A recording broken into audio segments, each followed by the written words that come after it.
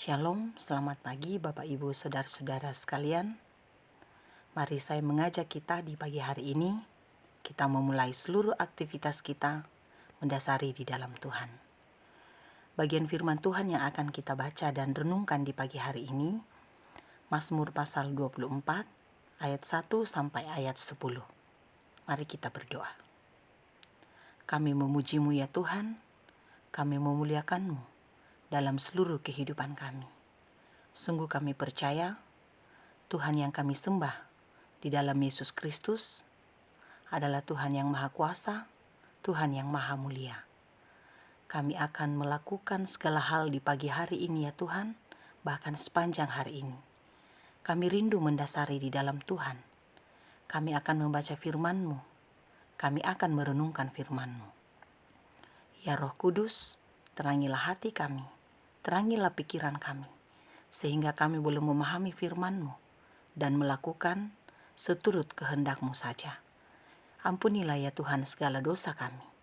Kami berdoa kepadamu hanya di dalam nama Yesus Kristus, Tuhan dan Juru Selamat kami. Amin. Firman Tuhan dari Mazmur pasal 24, ayat 1 sampai ayat 10 berbunyi demikian.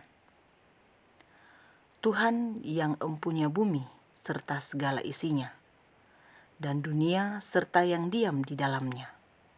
Sebab Dialah yang mendasarkannya di atas lautan, dan menegakkannya di atas sungai-sungai. Siapakah yang boleh naik ke atas gunung Tuhan? Siapakah yang boleh berdiri di tempatnya yang kudus? Orang yang bersih tangannya dan murni hatinya, yang tidak menyerahkan dirinya kepada penipuan dan yang tidak bersumpah palsu. Dialah yang akan menerima berkat dari Tuhan dan keadilan dari Allah yang menyelamatkan dia. Itulah angkatan orang-orang yang menanyakan dia, yang mencari wajah-Mu, ya Allah Yakub. Angkatlah kepalamu, hai pintu-pintu gerbang, dan terangkatlah kamu, hai pintu-pintu yang berabad-abad, supaya masuk Raja Kemuliaan. Siapakah itu Raja Kemuliaan? Tuhan, jaya dan perkasa. Tuhan, perkasa dalam peperangan.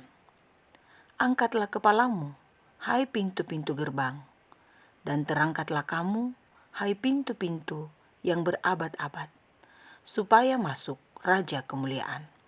Siapakah dia, Raja Kemuliaan? Tuhan semesta alam, Dialah Raja Kemuliaan. Amin firman Tuhan. Bacaan kita ini diberikan tema Tuhan Maha Kuasa, Tuhan Maha Mulia. Kesadaran diri, satu istilah yang biasa kita dengar. Sangat penting setiap orang menyadari siapa dirinya di hadapan Tuhan, siapa dirinya dalam dunia ini. Disadarkan dengan kalimat dalam bacaan ini, Tuhanlah yang mempunyai bumi serta segala isinya, dan dunia serta yang ada di dalamnya. Sadar diri bahwa segala sesuatu yang ada di bumi ini, segala hal yang ada dalam isi bumi ini, ternyata adalah milik Tuhan. Setitik pun manusia tidak punya andil. Setitik pun tidak ada kepemilikan manusia. Semua ini adalah milik Allah. Menyadarkan bahwa sehebat apapun seseorang, semampu apapun seseorang, sekuat apapun seseorang, apapun yang dia punya, apapun yang dia miliki, itu adalah milik Tuhan. Sehingga sangat penting untuk melakukan dan menjalani hidup ini dalam takut akan Tuhan, menghormati Tuhan, dan melakukan segala kehendak-Nya. Sebab Dialah yang mendasarkannya di atas lautan dan menegakkannya di atas sungai-sungai. Kedaulatan Allah atas apapun di muka bumi ini. Agar semua orang di muka bumi ini sungguh melihat dengan iman bahwa Tuhan yang berkuasa atas apapun, di langit, di bumi, di darat, dan dimanapun, kuasa Allah itu nyata. Sebuah pertanyaan yang sangat penting untuk direnungkan di ayat 3. Siapakah yang boleh naik ke atas gunung Tuhan? Siapakah yang boleh berdiri di tempatnya yang kudus? Siapakah? Siapakah yang dimaksud itu, Bapak Ibu Saudara-saudara? Apakah saya? Apakah satu dari antara Bapak Ibu Saudara-saudara yang mendengarkan renungan pagi pada saat ini? Jawabannya sangat jelas dalam bacaan ini. Ayat 4, ayat 5, ayat 6 menjelaskan kepada kita semua, siapakah yang boleh naik ke atas gunung Tuhan? Siapakah yang boleh berdiri di tempatnya yang kudus? Ternyata menurut ayat 4 sampai ayat 6, bahwa orang yang dimaksud adalah orang yang bersih tangannya, orang yang murni hatinya, tidak menyerahkan dirinya kepada penipu, orang yang tidak bersumpah palsu. Dan orang itulah yang akan menerima berkat dari Tuhan. Orang itulah yang akan menerima keadilan dari Allah. Orang itu yang akan diselamatkan. Orang itu juga yang akan mencari wajah Tuhan. Orang itu juga yang akan dekat dengan Tuhan.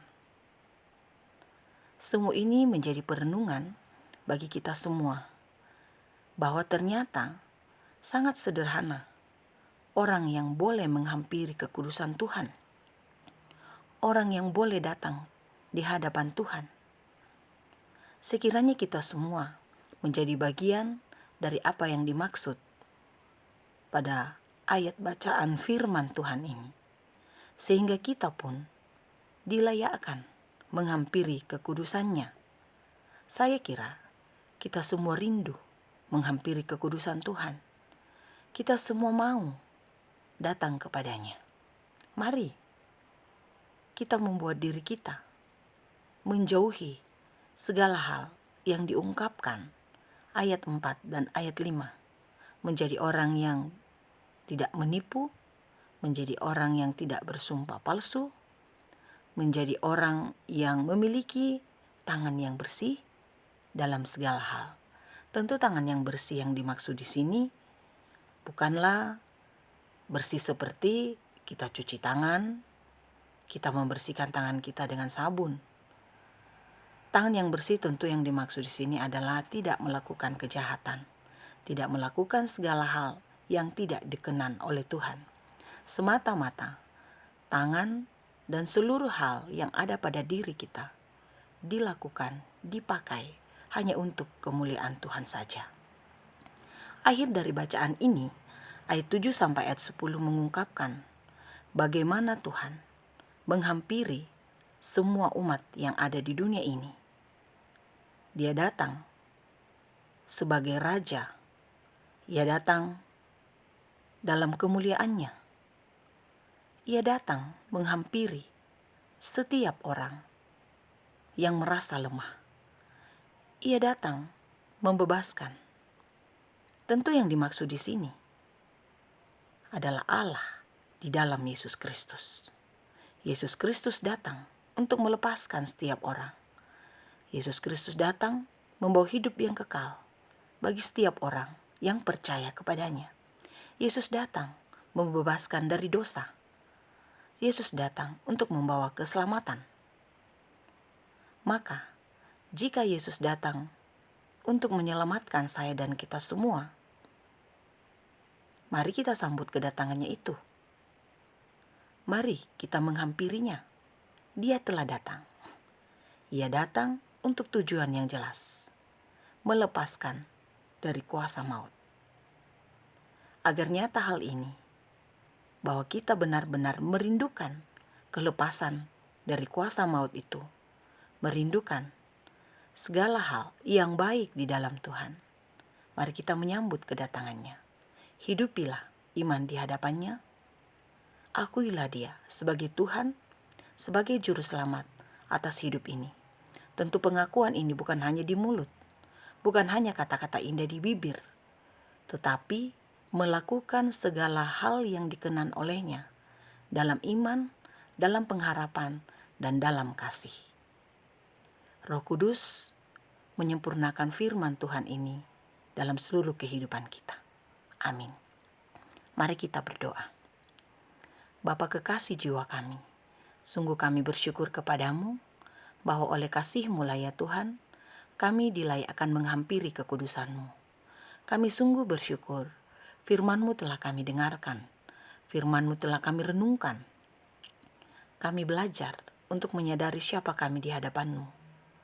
Dan kami diajar untuk menyadari ternyata segala sesuatu yang ada di muka bumi ini, segala sesuatu yang kami miliki adalah kepunyaan-Mu. Ajari kami ya Tuhan untuk mengelola hidup kami, mengelola setiap hal yang kami miliki dalam kerendahan hati dan penuh tanggung jawab kepada Tuhan. Kami juga bersyukur kepadamu ya Tuhan, bahwa dengan kedatangan Yesus Kristus kami memperoleh keselamatan, kami boleh dilepaskan dan dibebaskan dari kuasa maut. Kiranya ya Tuhan, kami boleh mengelola hidup ini ke jalan yang Tuhan kehendaki. Roh Kudus kiranya menolong kami. Kami berdoa kepadamu dan berserah kepadamu. Kasih setiamu menolong dan menopang kami untuk seluruh kehidupan kami. Baik hidup kami secara pribadi, hidup kami dalam rumah tangga kami, hidup kami dalam keluarga kami, hidup kami dalam lingkup kerja kami, hidup kami dalam lingkup persekutuan kami, hidup kami dalam lingkup kemasyarakatan dan dimanapun kami berada. Kasih setiamu kiranya menopang ya Tuhan, dan kami boleh diberi kesempatan untuk melakukan banyak hal seturut dengan kehendak-Mu. Kami berdoa kepadamu ya Tuhan, untuk hari karuniamu, biarlah hari ini kami boleh jalani dalam takut akan Tuhan, melakukan, mengatakan, dan memikirkan segala yang Engkau kenan. Berkatilah kami semua ya Tuhan, topang dan sertai kami. Kami berdoa kepadamu ya Tuhan, untuk setiap umat-Mu yang ada dalam kelemahan tubuh. Segala perawatan yang diterima kiranya Tuhan berkenan, kiranya Tuhan mengaruniakan iman yang teguh untuk selalu menaruh harapan hanya pada Tuhan. Berkati segenap keluarga yang terus mengasihi, yang terus mendampingi. Kesehatan yang baik, kemampuan Tuhan anugerahkan. Kami berdoa ya Tuhan, untuk setiap umat-Mu yang ada dalam duka cita, kiranya kekuatan dan penghiburan dari Tuhan dalam kuasa Roh Kudus kiranya dinyatakan. Kami berdoa kepadamu ya Tuhan, untuk umat-Mu yang menikmati usia karunia Tuhan. Biarlah senantiasa mengelola hidup untuk melayani Tuhan, untuk melayani sesama. Kami berdoa kepadamu ya Tuhan, mendoakan setiap orang tua kami yang telah lanjut usia. Damai sejahtera dari Tuhan kiranya menaungi dan sukacita menjadi bagian hidup setiap orang tua kami yang telah lanjut usia. Kami berdoa kepadamu ya Tuhan, untuk setiap umat-Mu dalam gumul dan juang masing-masing. Berkati setiap usaha yang dilakukan, kiranya berkenan di hadapan-Mu. Kami berdoa kepadamu ya Tuhan, untuk situasi dalam dunia ini. Biarlah damai sejahtera-Mu mendiami dunia ini, sehingga kedamaian, ketenangan boleh diam dalam dunia ini. Kami berdoa untuk bangsa kami, untuk negara kami.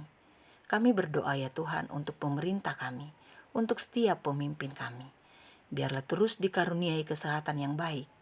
Biarlah terus dikaruniai hikmat, kebijaksanaan, boleh memimpin kami ke jalan yang Tuhan kenan. Ampunilah ya Tuhan segala dosa dan kesalahan kami. Kami berdoa kepadamu hanya di dalam nama Yesus Kristus, Tuhan dan Juru Selamat kami. Amin. Selamat beraktivitas Bapak Ibu Saudara-saudara sekalian. Tuhan Yesus memberkati kita.